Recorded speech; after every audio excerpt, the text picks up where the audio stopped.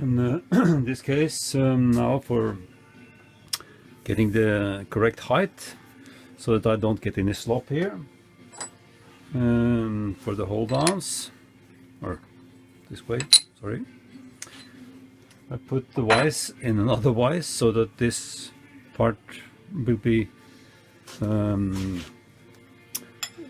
it will be pressed upwards, so that I will see if when I scrape, when I hit here, that is equal. Still I can feel it's a little bit low on the inside. Can of course also measure from this down here, 0, and find that this is lower. You can see here I have this set now to 0. This I'm trying to do that, and then I move over here, and this moves, you see, now it moves up again to 0 and then out. So therefore I know that this is low by at least 0.10, so 1/10 of a millimeter, which is also what I can feel here. So of course then I have 1/10 of a millimeter slop, and the slop is what will then force the jaws up, and then of course make them not hold, at least as good as they can, if there is no slop. So therefore I scrape. You can hand scrape or pole scrape, doesn't matter. Now before I'm down, at least doesn't matter, because I could have machined it down, of course, also. So if I start hitting too much on the corners here or on the inside, I will of course take that out and then machine it down. Could do that also, or scrape it down at least 1/10 of a millimeter. Maybe I'll do that just so that I don't hit that on the inside. With care, of course, also filing can be done.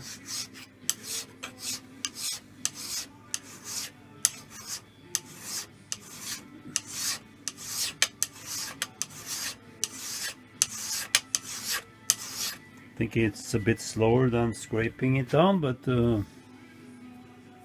possible. I ended up filing the surfaces. I measured that they are equal now, so well, let's see. This is whey oil, so I have applied that, and then I try just tightening quite firmly down, still movable. Then see if it's tight in some spots.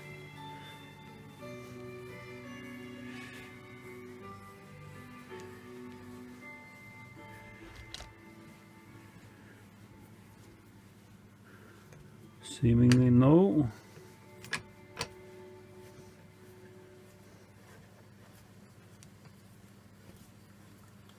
Try the complete range of motion.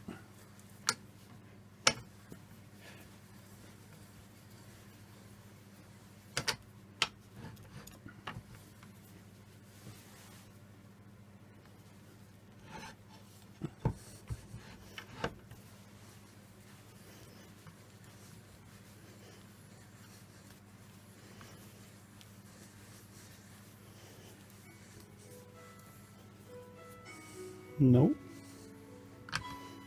moves. So then I'll flip it around and try how this jaw opens. So trying the jaw lift here, just fixating this so that it doesn't fall.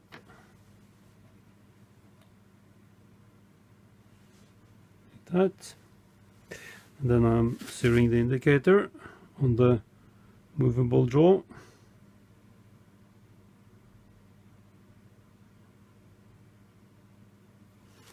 Like that. And then I'm tightening.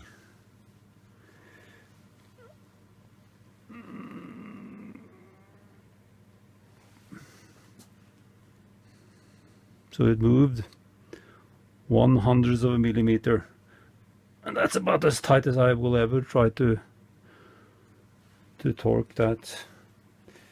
So I think that's proof that it's, I can have it a little bit more snug, but anyhow. And then below here, same. So the jaw lifts about 1/100th of a millimeter. And this is of course not a Kurt-wise, so there is no downwards pressure. The only thing that I can say is that the construction is so that the screw is quite low. But if you then tighten the jaws as much as I did then, 1/100th lifts. That's what I have to live with. But that's not bad, I think. So just to put this into perspective, my Seriani vise, which I consider a high-end, at least somewhat better vise, construction and everything. This lift jaw lift, of course this is also movable, the front jaw here, but anyway, now this is fixed, and then I just tighten the rear jaw, and I see that it actually also I'm able to pull almost double. So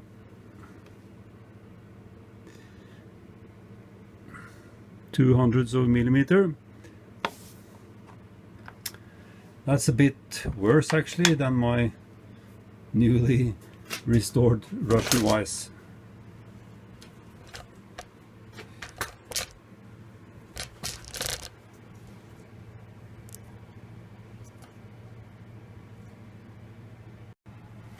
Gives me a chance to try my new toy here. It was actually meant for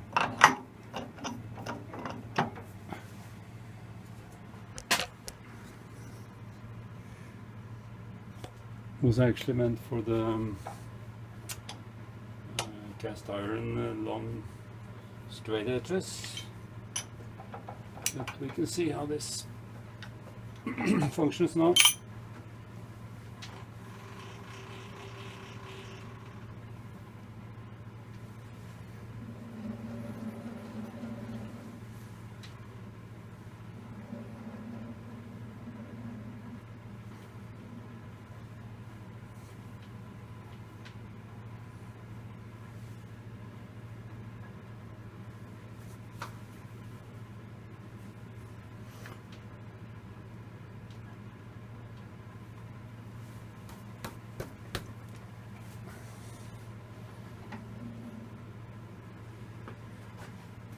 In this case, nice and easy does it.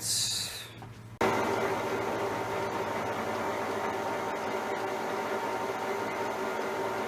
haven't trammed the head.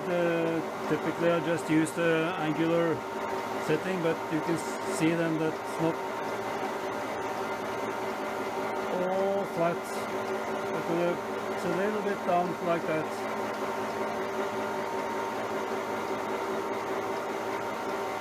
Almost clean up.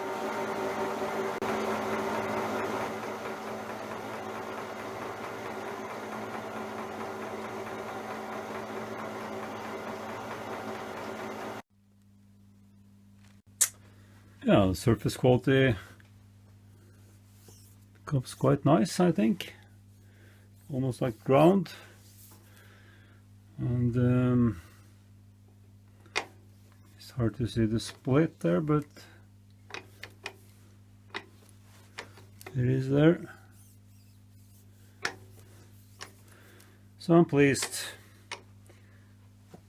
So I'm inclined to say I'm done. Oh, of course, precision painting, or painting. Yes, deserves a little bit paint here and here, probably. What do you think?